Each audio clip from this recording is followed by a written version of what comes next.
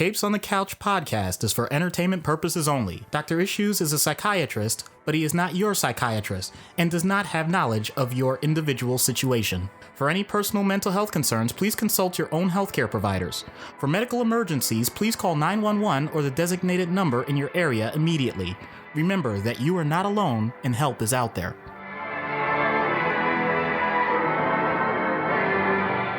Hello and welcome to Capes on the Couch for Common Skit Counseling. I'm Anthony Sitko. And I'm Dr. Issues. This is issue number 132, and to time in with the new movie coming out this week, we are going to be covering Shang-Chi. So very much looking forward to the film. It's getting a lot of good buzz, and I'm hoping that the film kind of matches that level of excitement. I enjoyed Black Widow, and I'm definitely looking forward to the Eternals and Spider-Man No Way Home, because the trailer just dropped for that. So hopefully it'll be a good year for Marvel stuff. They've been pretty solid so far. No real major complaints from me. Same. So before we get started, I want to give a shout out and a major thank you to our brand new mayor level patron, Blaize. Thank you so much for your support. We will be getting the stickers out shortly after this recording. Hopefully by the time this episode drops, the stickers will be in your mailbox. I know I'm usually a little behind on getting the stickers out to folks, so I'm going to try and do better this week. If you want to be cool like Blaize and get a shout out as well as early access and access to additional uncensored material, you can go to patreon.com/capesonthecouch and subscribe. We've got $1, $3, and $5 levels, and there's a whole bunch of cool stuff there because the Patreon's been going for quite some time. So you can go through our back catalogs and find all kinds of cool stuff. We do exclusive trade paperback reviews. There was the movie commentary. And, if we hit a couple more patrons and we hit $100 a month, we will do monthly film commentaries. Because, it's not like I'm not doing enough in my life already, but I'll also spend 2 hours of my life watching a movie and talking about it. The nice thing about the film commentaries is there's no editing. It's literally just turn on the microphone and just go.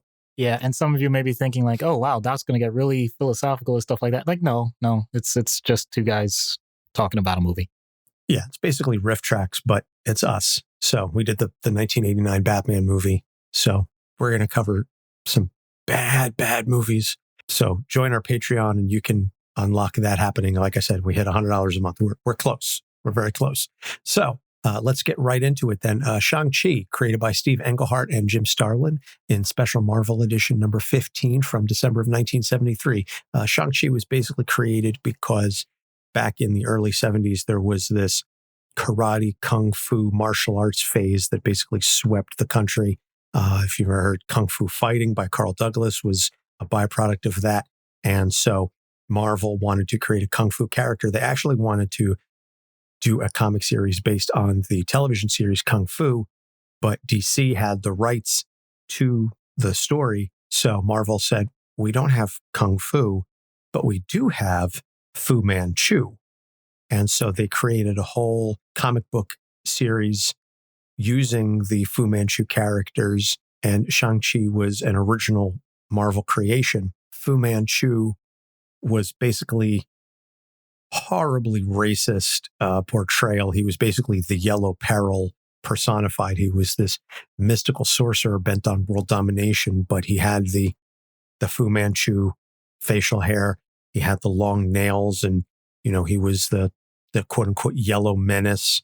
I'm apologizing as a white person for that trope, and I'm using it because that's what it was called. That's not my term for it. I just want to be clear on that. So Shang-Chi was introduced as the son of Fu Manchu, who had a white mother who was chosen based on her genetics. And apparently I've read that him having a white mother was editorially mandated because I guess he could be Chinese, but not too Chinese. This just gets worse. Okay. I did not know that. Thank you for giving me that information. Oh, none of the what's behind the creation is good. It's very much the black, but not too black. In this case, it's Asian, but not too Asian. He's got the white mother. Yeah. It was rough. And reading the early books now in 2021, you read some of those early books. That's... And you look at them and you go, ooh, no. It's bad when Oriental is used as like a neutral. Yeah. So Shang was raised to be an assassin, and serve his father. But on his first mission to kill one of his father's rivals, he ends up having a change of conscience, and he discovers that his father is actually the true evil. So a lot of the early Shang-Chi stories largely were based around defeating his father's henchmen and doing everything he could to stop him. And as I said, a lot of these stories were based heavily in the racist Yellow Peril tropes. It's just there's what they were, how they were written. I'm not proud of it. It's kind of, again, shameful to read in this modern era, but it is what it is. But the artwork was fantastic. So there's that, I guess. He was often teamed up with other martial artists like White Tiger, Iron Fist, and the Daughters of the Dragon. So after finally destroying his father's organization, he retired to become a fisherman. But he was drawn out of retirement to assist some former colleagues at MI6. He joined the Marvel Knights, which was run by Daredevil and financed by Moon Knight, to take down the Punisher and stop his extrajudicial killings. He joined the second iteration of Heroes for Hire during the Civil War event and began a relationship with Tarantula, although it was over quickly because of her violent tendencies. He joined the Secret Avengers to help track down his father, who had been resurrected again. And because at this point, Marvel no longer had the rights to Fu Manchu, it was revealed that Fu Manchu, which they couldn't use that name, but Fu Manchu was merely one of his many nicknames. And they discovered that his real name was Zheng Zhu. And that was his real name. And he was actually this very ancient mystical being who had been constantly resurrected throughout time and history to, attempt to take over the world. And so Shang-Chi was one of his many, many children that he had raised to assist in his endeavors. This was my first exposure to Shang-Chi because I was reading the Secret Avengers run at the time because Moon Knight was a member of the team. And so that was the first book that I read where, Shang-Chi was kind of an integral part of the story. So during the Spider Island event, he actually gains spider powers during a battle with one of the villains. But when he mutated into a spider, Iron Fist used his chi powers to cure him of being a spider. So I read this run, and the interesting thing was he had a dream where he had already experienced this, and it was actually a fear of his. So gotta picture someone even thinking something like this was going to happen, and then it actually comes true. Yeah, he also used his martial art expertise to train Peter Parker in his own fighting style called the Way of the Spider. So then he joins other Asian American heroes in the Protectors and the Agents of Atlas, like Jimmy Woo, Amadeus Cho, and several other characters. And together they fought Sindr, Ismenios, several other villains. And then he became the supreme commander of the Five Weapons Society, which was his father's old organization, but he vowed to use it for good. This kind of put him in conflict with other members of the group, but several of them did ally to his cause. So there was a lot of internal strife because of the new direction that this organization would be taking. At one point, he was temporarily the host of the Phoenix Force when it came to Earth and was seeking a new host. But when he refused to kill Captain America in battle, because they basically had like a tournament to decide who was going to be the most worthy, the Phoenix rejected him and left his body. And in one of the most recent runs, he just tracked down one of his half-siblings, a half-sister, who had left the Five Weapons Society, and he convinced her to come back into the fold. And that's kind of an ongoing run right now. There's an ongoing Shang-Chi book. So he's a character that over, the past 40 or 50 years has had a couple of ongoings. The Master of Kung Fu / Hands of Kung Fu was probably the longest run that he had. But, that was throughout the 70s into the early 80s. But then he really, I don't want to say he disappeared. He wasn't used much for a large portion of the 80s, came back, as I said, in the 90s in the Marvel Knights. And he's had a couple of smaller runs here and there, but he's not a character that has ever, for better or worse, really been able to sustain a long solo run since that original Shang-Chi Master of Kung Fu run from the 70s. And so we're going to get into his issues then. And the first one, which is kind of interesting that we're bringing this up because Matt, our present level patron, has a theme coming up that we're going to get into in several weeks about children of villains and the various ways in which that trope plays out. But in Shang's case, he has a mass murdering villain for a father who wants him to follow in his footsteps. So it's that whole notion of having a mass murdering father who wants you to take over and you go, no, I'm out. Yeah. So from that standpoint, I'm going to turn it around just a little bit and point out, as I'm sure I've said before, your parents love you.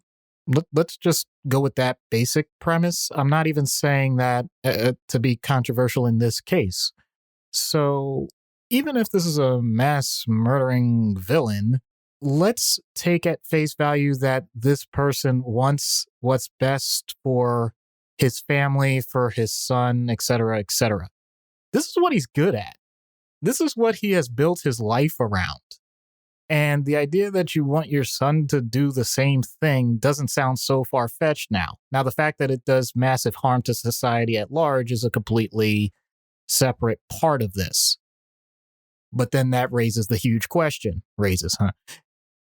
Does his son recognize that? And initially, he actually doesn't. He takes this hook, line, and sinker. If you read those, first few scenes, he has been trained. He has been diligent, disciplined, doesn't really question that part of it because he has pretty much taken on the guise that my parents, this person that is responsible for my very existence and well-being, is truly looking out for me.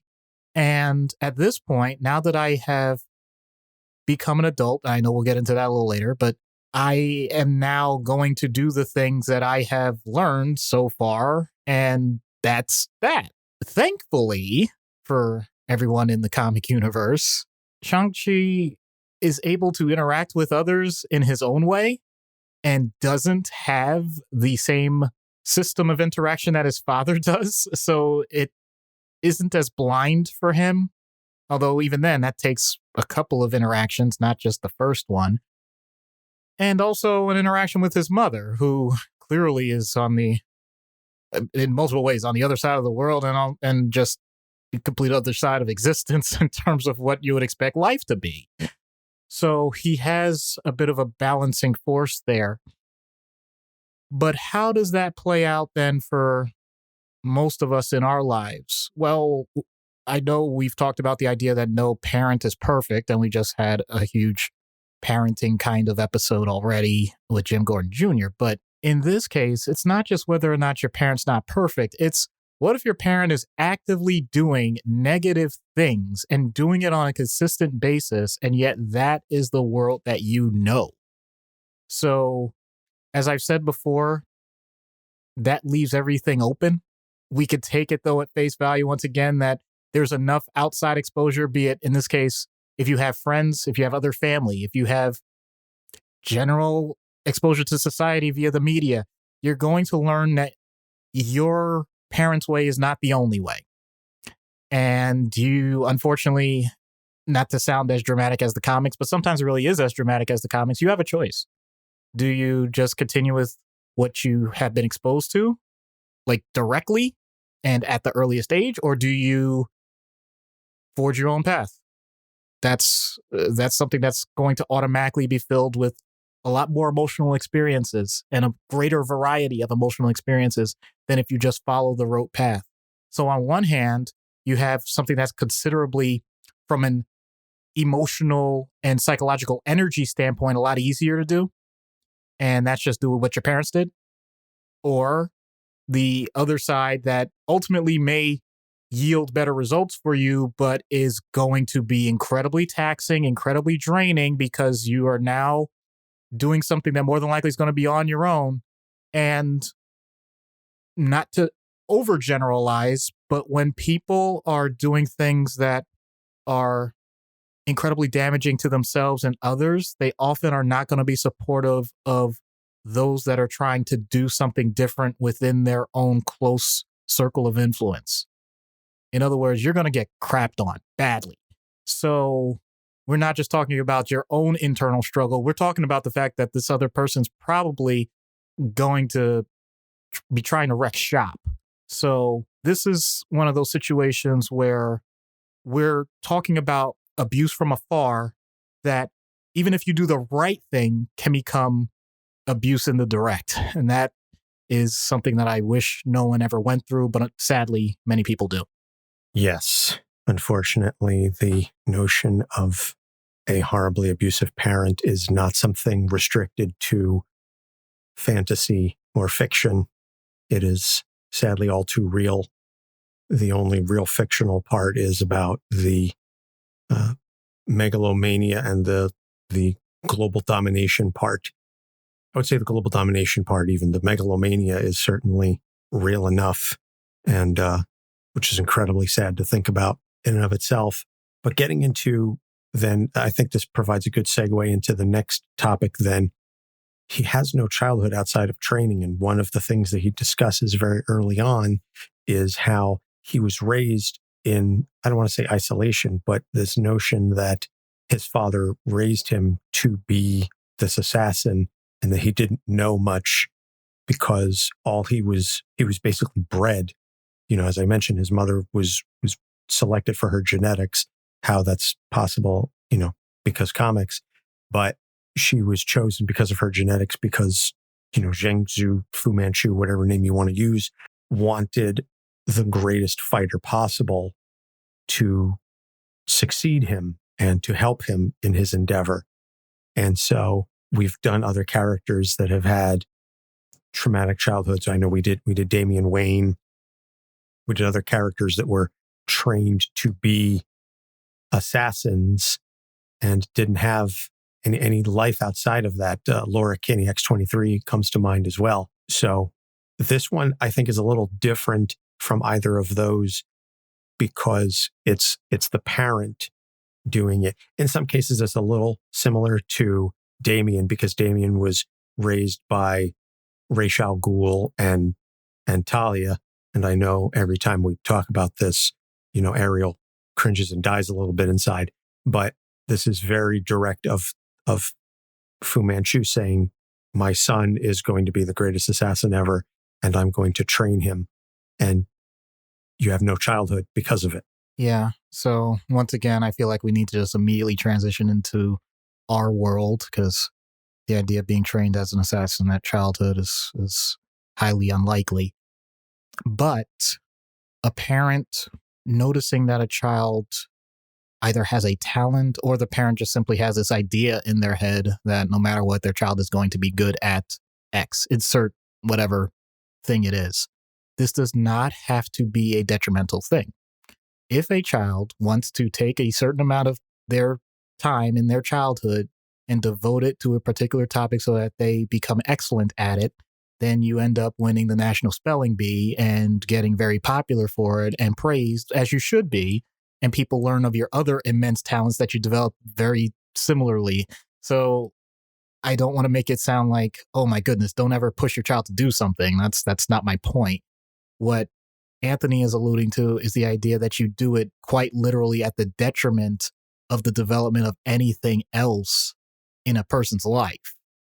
There are other things that a child needs to experience. They need to learn how to interact with others. They need to learn how to interact with their own parents, aside from just the idea that these are the people teaching me things, or these are the people giving me instructions, or these are the people that punish me if I do something wrong. And above and beyond that, they, at some point, are, in theory, going to develop interests outside of what it is that their parents want them to do, and they need to find a mature way to explore those as well, and how to incorporate all those things into situations that they or their parents did not anticipate happening because life just throws random crap at you once in a while. And yet, as we have noticed, in a way, if a person does this type of dedication, there is a chance that you're going to get results that are out of the ordinary. But I want to make this clear. I mentioned the whole spelling bee thing. Yes, that was one child that wins the spelling bee, as opposed to the 10 runner-ups on top of the 50 statewide people that also have their hundreds of runner-ups, in addition to the counties for each of those people that have their thousands of runner-ups, in addition to the classroom winner that never got to get to that level because they couldn't pass the written example for those types of exams. What I'm saying is it doesn't scale. What I'm about to say is not meant to be as negative as it sounds. You are not. There is a high unlikelihood that you are ever going to be that one of those billions now. Okay, we have billions of people in this world. There's nothing wrong with being very good at what you do. There's nothing wrong with being the top 50%, let alone the top 1%, let alone being the best ever. But if your parents, and we have, I'm sure, adolescents that are listening to this, if that's the case, if your parents are telling you that you are the absolute best, I would just say, make sure that you're getting some outside professional agency to verify that, because parents sometimes get so myopic in what they're viewing that their child is this special individual able to do absolutely whatever this one thing is perfectly compared to everyone else, and will not let it go because they know that it's going to be the one thing, which creates a fallacy, the one thing that is going to lead to the perfect life. These are all the subplots to why people go these routes. They usually think that it's going to solve everything in their lives, even if it's just through their child. And sometimes the child itself latches onto that. And honestly, there are some adults that still latch onto this. I see it every day. It's very, very, very unlikely. I won't say never, because obviously there always has to be someone that ends up doing it. But this isn't just putting all of your eggs in one basket. It's literally having only one egg, and you're putting it out on a ledge with no nest and saying, because the egg itself is so absolutely perfect that nothing's going to happen to it. Think about that. Just think about what you would need to have go right in every category. Things that are outside of your control that have to just happen perfectly at the right time, right location, right interaction, circumstance, all those things. And you're putting all of it. You're basically going to the roulette wheel, putting it all on 00 and saying, I got this. I think that's a really dangerous way to have a child live their life. No argument here. And I'm just still trying to kind of follow that metaphor. That was a very interesting. You ever heard of don't put all your eggs in one basket? I know. Okay, well, there's I know that expression. Okay, well, there's a variation to it, though, that also I think is valid. You can put all your eggs in one basket. Just watch that basket really closely. So, that's a variation on it. I get it. It was just, I was trying to follow it. Yeah. Well, basically, a lot of times people think that they're doing someone a service by saying, take this one great talent, or take this effort, take all this energy, focus it on one thing and do it, and it'll yield better results. It's like, yes, but to what end? Are you really building a mountain, or are you building an anthill and not knowing it? I mean, it may be the greatest anthill ever. It may be spectacular, but it's still an anthill. Just saying. All right, fair enough. So that issue segues well into the third one. He was raised thinking that the Western world was terrible and was out to get him. And because, again, he had been raised in isolation for so long, he knew nothing of the rest of society, for better or worse. And this was really a trope earlier on. It's less so in the current runs, but I think it's something that we don't often address on the show. So I wanted to bring it up. Is he's kind of a fish out of water in the early stories because he doesn't really know how to interact with a lot of people. He walks around no shirt, no shoes. He's wearing a gi, also, which really isn't the proper quote unquote kung fu attire. Again, you have white people writing and drawing what they think the stereotypical characters would look like. But as I said, he's very much a fish out of water, and we don't cover too many of those on the show. So I wanted to give something different for us to talk about. Yeah, a combination of naivete, inexperience, culture clash, inherent biases. So the idea that not just you think based on what other people have told you is the truth, but you are now using projective identification, and you are now using everything through that lens and seeing everyone through that lens, so that any contact that you have with others is already going to be skewed.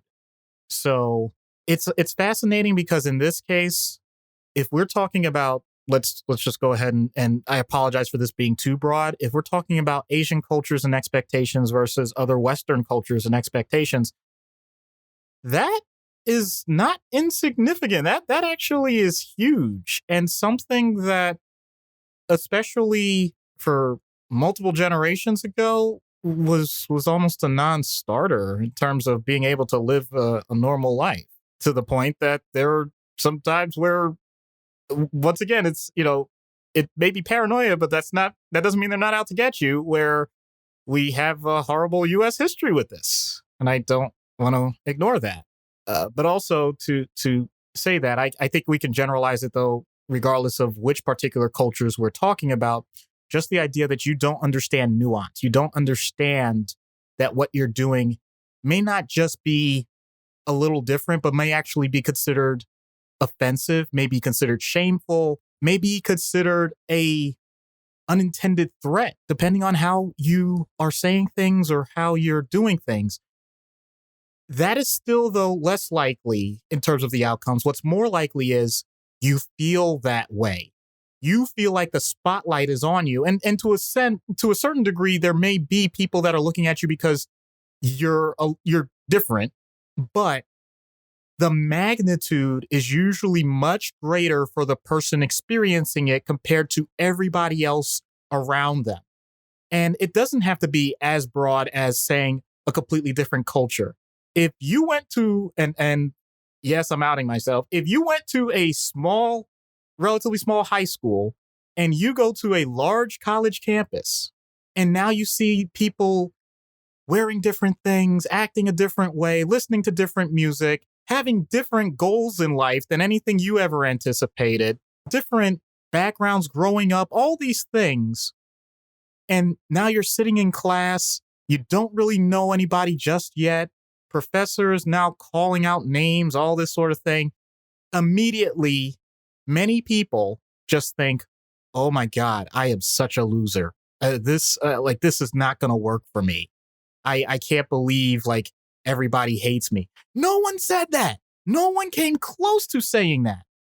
And yet we build our own internal dialogue and sense of self-doubt because we don't have the proper interactive cues to discern what's indifference or people going about their own lives from what we perceive as everyone paying attention to us.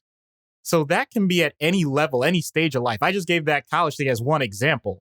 That can be a new job. That can be relocating to a different part of the country or even a different town, even if it's still local. That can be anything. You join a new group, a new club, you go into a gym for the first time, whatever. I'm just giving all these as different examples, but that experience is something that all of us do. And there are two ways that I've noticed people deal with that. Some people point out this is the cost of doing business, and they're able to just, whatever you want to call it, power through or incorporate it into their lives as to how they're going to function. And other people say, well, I dislike this anxiety and all of this, or if they develop a depression, I dislike this so much that I'm just simply not going to put myself in that position, or avoid it as much as possible, and simply won't try and do anything novel or won't try and expose themselves in a way where they are going to be, as you said, a fish out of water. Unfortunately, or fortunately, depending on how you look at it, that doesn't change the fact that life changes. And so all you're doing is kicking the can down the road rather than just dealing with life on life's terms. Very well said. As we obviously shared a high school experience, I kind of went to college and definitely felt very much like a fish out of water because I never considered myself cool. I kind of still don't. So it was just very interesting, as you said, to deal with all of that. I think we all have experiences like that from one time or another in our lives where we just feel like we don't belong. Imposter syndrome is very real. I was just actually talking to a fellow podcaster about about their feelings of imposter syndrome and things of that nature just very recently. But I think it's a very common experience. The question becomes, A, do you acknowledge it? Do you acknowledge that this is how you're feeling? Or do you just, I don't want to say turn a blind eye, but do you deny that you're struggling with this?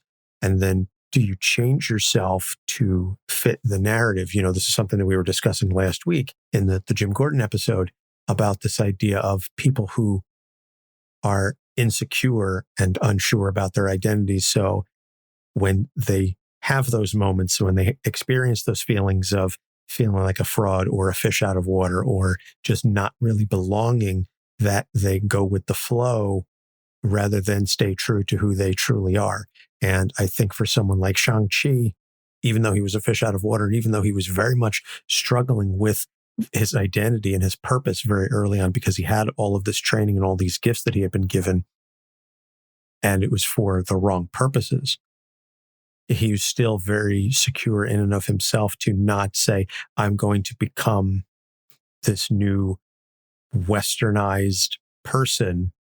You know, I'm thinking back to the Simpsons episode where Apu decides that he's going to all of a sudden try to Americanize himself. And, you know, the Nye Mets are my favorite squadron. And, you know, he's talking about the celebrity couples on the cover of the magazines because he's trying to be a good American. Shang-Chi never experiences that. For all of the struggles that he has with being new to the Western society, he never truly tries to change who he is. He finds a way to ingratiate himself to his surroundings without really changing himself. And I think that's, you know, a credit to the strength of his character. That's obviously, you know, on a meta level, the credit to the writers that you can't have him completely become this American hero. But I think it speaks volumes to a lot, in many ways, the immigrant experience, this notion of still retaining your connection to your home country, your home culture, while still managing to find a path in this new world and trying to find a way to make it work. I think in many ways, it's a microcosm of the experience of many immigrants, even though it was written by white men. I think that in that respect, it was at least not disrespectful to the Asian diaspora to say, we're going to completely Americanize him and take away everything that makes him Chinese. Whether or not that it was authentically Chinese is, you know, questionable, but at least it wasn't presented as, and now we're going to take this Chinese man and Americanize him. So credit to the writers that even 50 years later, he is still presented as very much self-secure Chinese individual, but he's still very much comfortable in his culture without changing himself to fit his new surroundings. Well said. So we're going to take a break and we're going to plug our sponsor, BetterHelp, and some other shows. And then when we get back, we will get into treatment. So stick around. This podcast is sponsored by BetterHelp. Is there something interfering with your happiness or preventing you from achieving your goals? BetterHelp will assess your individual needs and match you with a licensed professional therapist. You can begin communicating within 48 hours. It isn't a crisis line. It's not self-help. It's professional counseling done securely online. BetterHelp has a network of over 15,000 counselors with a broad range of expertise. You can log in and message your counselor anytime and get timely and thoughtful responses. You can also schedule regular video or phone sessions. No waiting room required. BetterHelp is committed to facilitating great therapeutic matches, so they make it easy and free to change counselors if you feel you don't have a good connection. It's more affordable than traditional offline counseling, and financial help is available. BetterHelp wants you to start living a happier life today. Visit betterhelp.com/capes, that's better HELP, and join the over 1 million people taking charge of their mental health with the help of an experienced professional. Special offer for Capes on the Couch fans. Get 10% off your first month at betterhelp.com/capes. Hi there. We're so sorry to interrupt your regular podcast listening, but we just wanted to introduce ourselves. I'm Bonnie. And I'm Anna, and we're the hosts of Freudian Sips, a podcast about brains, beverages, and other BS. We are a mother and daughter who are both licensed counselors, and we like to get together every week or so we can have a glass of wine and talk about whatever cool psychology things interest us and our listeners. So if you want to hear two slightly tipsy therapists therapists chat about historical psychology theories and the people who made them, questionably ethical experiments, mental health and illnesses, and other fascinating stuff, then you should listen to us. So pour yourself a drink and tune into Freudian Sips on Spotify, iTunes, or wherever you listen to podcasts. Cheers. Hi, I'm Saladin Ahmed, and this is Capes on the Couch. Welcome back. So treatment in universe for Shang-Chi. And again, him being a hero, very self-secured. This is one of those things where we're not looking to completely cure him. We're looking to address some things that he may need help with. Yeah. And it's fascinating because I feel like he has had the type of journey where he's doing this for himself. So I feel like I'm just more of a once in a while check-in. I really was struggling because even reading back, I'm like, man, oh man, he really does seem to have it together. I'm not sure how much I'm adding. The one thing I'll say is his ability to sense people's energy is something that's been touched on several times, but I don't think it's used to great enough effect for someone like him. And actually, this is going to get into out-of-universe treatment as well, but I think that there's something more there. And I don't know if this has to go more like mystical realm, like a Doctor Strange. I don't know if this is more of one of our telepath realms with any one of those, but I think that would be the pathfinding thing that we would have to do. Like, I'm not sure I understand how he does what he does from that level. I'm not talking about Kung Fu or any of the martial arts, although in a way I am, because there is a huge psychological component to those. But I'm saying that the energy part, whatever that is, I think that can be honed to the point that although he is not considered a superpowered being, dare I say, I think that is something that could be developed to a superpower level if he had the right kind of guidance. So that's what I would be looking at.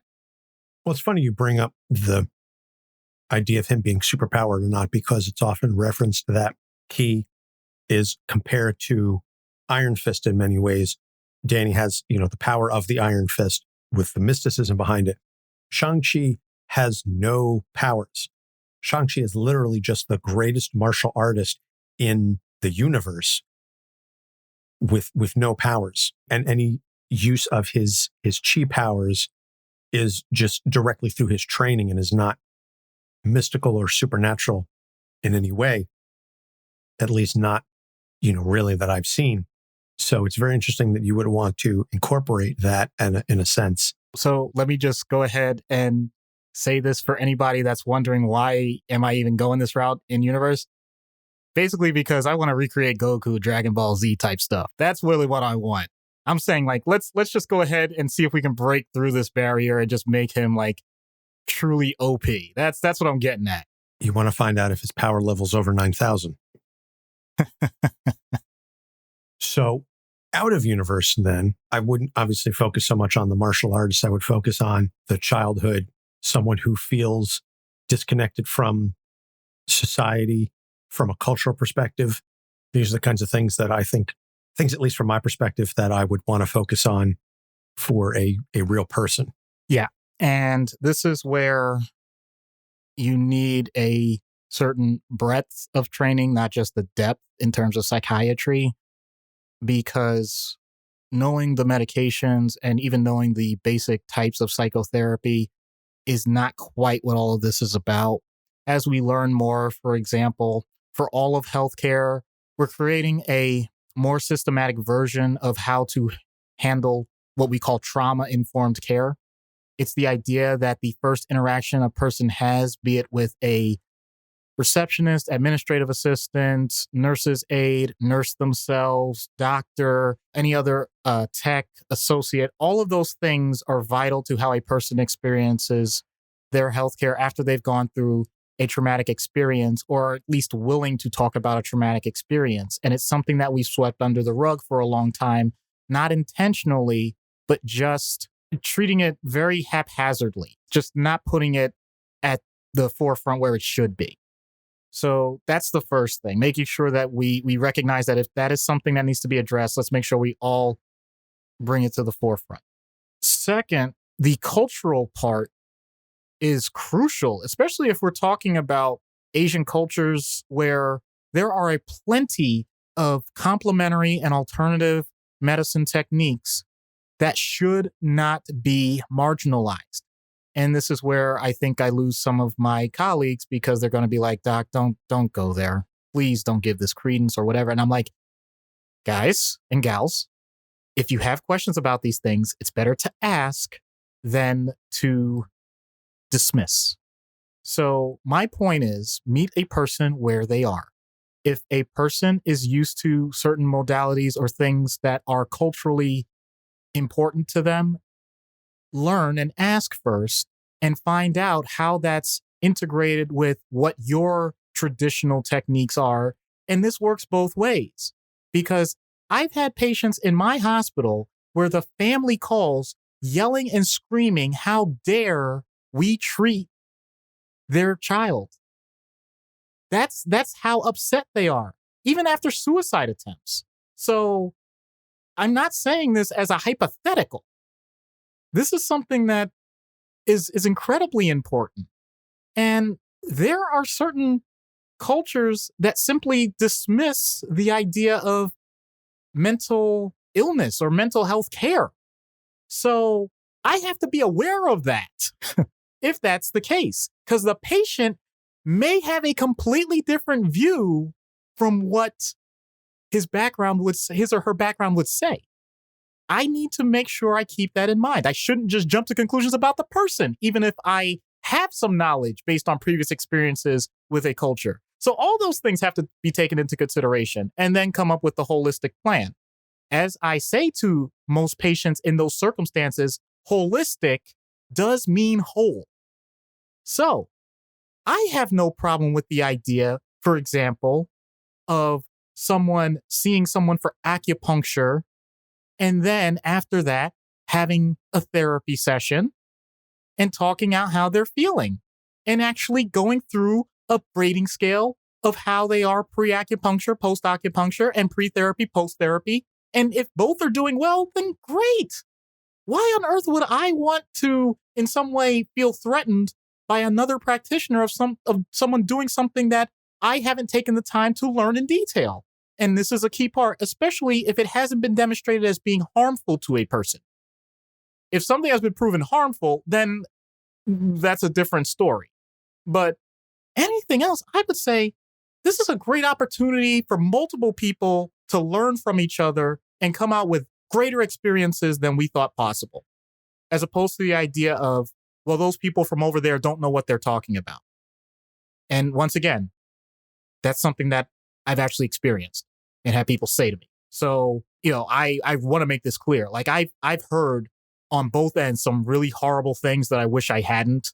And I'm grateful that I'm usually in a situation where I'm able to mend fences, because my goodness, the preconceived biases that happen in these types of conversations can be overwhelming. And sometimes I have to have the hard conversations to a person if they are still involved with people that, even though they say they have their best interests for them and biologically have intense meaning for them, it's clear that for their life, they are going to have to make some, as we started off this conversation to begin with, some very hard choices that are going to be very painful. Yeah, I just, and we're speaking obviously as two non-Asian individuals, but I do know that there is a feeling in Asian cultures, largely Asian cultures, that people from outside the culture don't understand what we go through, and the notion of pride and self-determination. And as you said, I'm not entirely surprised that you have gotten pushback as to, why are you treating this person? Because it's very much there's nothing wrong with them, and they just need to work harder at fixing whatever it is. They just need to push themselves harder. That's why, unfortunately, it's a very real thing that there's a very high suicide rate among Japanese employees because of the work culture that is present in Japan. China, especially under the communist regime, has a whole host of issues that are associated with that. And these are things that permeate the society. And I'm not trying to speak in stereotypes. I'm just speaking in observations and statistics that I've read over my 39 years, that there is these cultural notions that are deep baked into these individuals and their interactions with their families that are, I don't want to say impossible to overcome, but it is certainly an obstacle to treatment in this circumstance. So I don't envy you, Doc, for having to have dealt with all of these things, and I do think it's important to be realistic in the assessment of, if you're working with someone like this, these are some very legitimate things that you're going to have to deal with. Yeah. And just one last thing to close this one. For some people, this may sound strange to say, because I know we all have these conversations in life. But when you ask someone, where are you from? Can you mean it? What I'm getting at is, for some reason, and I'm just as guilty as anybody else, for some reason, we like regions. We don't really like granular, like truly granular stuff. When we say where you're from, and I'm going to make it relevant to this character, we are saying like, oh, are you from the Asian region which you appear to be? We're not saying, are you Cambodian? Are you Laotian? Are you Vietnamese? Are you Malaysian? Are you Mongolian? Are you from Pakistan or India? Are you from Sri Lanka? Indonesian? What? We're not asking that question unless somebody actually gives us that answer. But a lot of times people are so used to getting that question, they try and make it as general as possible because they get that sense from people. That's true for any region. I'm not just, I'm saying it, like I said, to make it directly for this particular character, but that's true for any region. And here's the other thing. Let's flip it. If someone says, where are you from? And they say, I'm from Peoria. It's like, oh, cool. All right. I've never been there. Like, they were born in America. They have their entire background in the United States, but their family culturally in different generations is from a different location. But that's not what you're asking. And that's why you're not going to get that answer, even if that's quote unquote what you were asking. Yeah. Where are you from? I'm from Peoria. No, where are you from? That's the type of stuff that is so hard. I hate to say it, but it's so ingrained in what we do.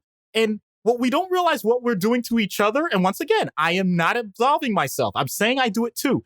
We are very superficially pissing each other off. We don't realize we're doing it. I'm just letting you know. Okay? A lot of that is white supremacy and racism rooted in there. This notion of, oh, well, you're white. That's okay. White is the default. You're Asian. Where are you from? You're Chinese or you're Japanese. Nobody cares, quote unquote. And I'm, speaking of the stereotype that nobody cares anything further than that. And at least I would say for Asian characters, okay, you're Chinese, Japanese. If you're African or you're Black, you're African, and that's it. They won't drill down. Are you from Zimbabwe? Are you from South Africa? Are you from any of the other myriad nations? Are you Egyptian? Like there's so many different cultures within Africa. But if you're African, you're African. That's it. It's the whole continent, and that's that. It's sad and it's horribly racist. But you're Spanish, or you might happen to be maybe Mexican, maybe Cuban, Puerto Rican in the United States, and that's as far as people go. You know what I mean? Otherwise, you're Spanish, which means it's just about anywhere else on the globe. I mean, it's just. Yeah. Yeah, it's horrible. So we are going to see what happens when we get Shang-Chi on Dr. Issues' couch. And as a side note, I just want as a disclaimer, I did reach out and I attempted to find a podcaster or someone of Chinese descent to play Shang-Chi. I was unsuccessful.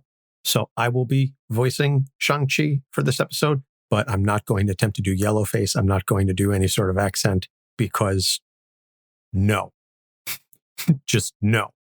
So apologies. And I just wanted to clarify all of that. So with that being said, we'll get Shang-Chi on Dr. Issues' couch. Hello, Shang-Chi. I'm Dr. Issues. Greetings, Doctor. I tell you to make yourself comfortable, but it seems you've already done that.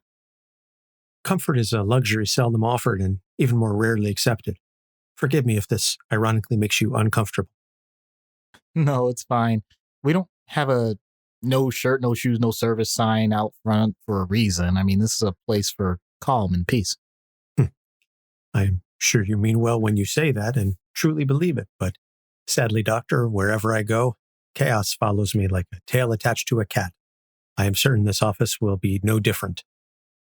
That must be difficult to deal with. I long ago accepted my fate. My father's influence is far-reaching, and even without him, there are many who would seek to usurp the title of Master of Kung Fu. Even as I agreed to meet with you, I pondered whether there was a chance that this was a trap for a sneak attack. I'm certainly glad you trusted me enough to come here for what it's worth. What made you finally agree? I spoke to some trusted associates who have been clients of yours. Their experience and faith in you was enough to convince me. So now that you're here, what do you want to discuss? At this point in my life, I am trying to transition my path to one of less fighting. However, as I said, so much of what I do involves martial arts that this seems impossible. No forks in the road. That's one way to look at it. I'll pause on that because I see on your face that there's more to it. I know that you think I'm being blind to other options, but it is not as you say. I have taken service jobs. I have been a teacher of the craft. I do not wish to abandon all that I know for the sake of comfort. And still, something haunts me. Other noble heroes invite me. If I'm not asked first, then I'm chosen as a consequence. I'm thankful that I have survived so far, and I do not fear death. But there is this pestering essence that the world does not accept me as I am. That's heavy. It's rare that I'm taken aback by someone due to their eloquence. I have to admit, I got lost in it. Forgive me for being rude, but your statement itself is an example of it. Huh? I'm still lost. You said I speak well. Oh my God. Okay, I am so sorry I did that. I've had that done that to me. I'm an idiot. I would never mean to do that on purpose. Your chi is genuine. But do you realize how common that is? How through no forethought, we are verbally sparring? I know that is how it will be for the rest of my life. At least, that is how I perceive it. Perception is reality. I won't hide my mistakes, and I'm thankful for your latitude, but that tells me your experience has been way more hostile than a random faux pas. And you have quickly redeemed yourself. Yes, there are blatant examples that happen. How am I supposed to grant grace to those who do not do the same? Unfortunately, my father did me no favors. I carried a similar yoke of disdain across my shoulders for those I only knew through his eyes. I am grateful for my enlightenment so many years ago as a young man, but I feel those same shackles weighing down those around me when they see me. Not knowing what to make of me, what to say, fearful or angry, and not even understanding why. It's not your or anyone's singular purpose to enlighten every individual. You'll make yourself feel worse that way. Focus on the successes, be they 1 or 1 million. But it is not just the common man. I was chosen by the Phoenix Force once. I fought Captain America. I had proven myself. But because I showed grace, I was eliminated by Phoenix itself. And still, I would make that decision again. A worthwhile and rigorous process is the true path, regardless of the outcome. Thank you for reminding me of basically what I learned from my own attendings and what they taught me. But, using a great thought process, even when all emotions say ignore it, that is true mastery. It is fair to say we understand one another so far. Oh, believe me, it's hard for me to keep my chill when someone calls me. Wait. What? Something is amiss. I don't. Silence. Get down. Shang-Chi, the White Dragon calls for your death. Who's the White Dragon? Unclear. There have been several with that name. I watched the last one die. Beheaded by my brother. It seems someone new has taken up the mantle. I thought my family was difficult to deal with. We all fight well, but in service to a madman. There will be no shame in submitting now. I promise this. But continue to fight me, and you and your master will suffer great pain. You will join us, Shang-Chi, or die. Either way, the White Dragon clan will be victorious. There is no victory in your falsehoods. Yeah, but there will be a huge insurance claim coming your way. The doctor is of no consequence. Subdue him or kill him. It is of little matter. I'm out. There's no need, Doctor. You just took down a hit squad while conversing at the same level as your original discourse with me. And you're fixing the room? I have brought pain and despair to your office. For this, I must apologize. Okay, first off, if we're going to have sessions together, do not apologize for saving my life. Second, if it weren't insulting to a man of your stature, and I could afford it, I would hire you as my bodyguard on site. Or I could teach you in exchange for your psychiatric services. Bartering at its finest. Huh. The way of the issues. Dude, I am sold.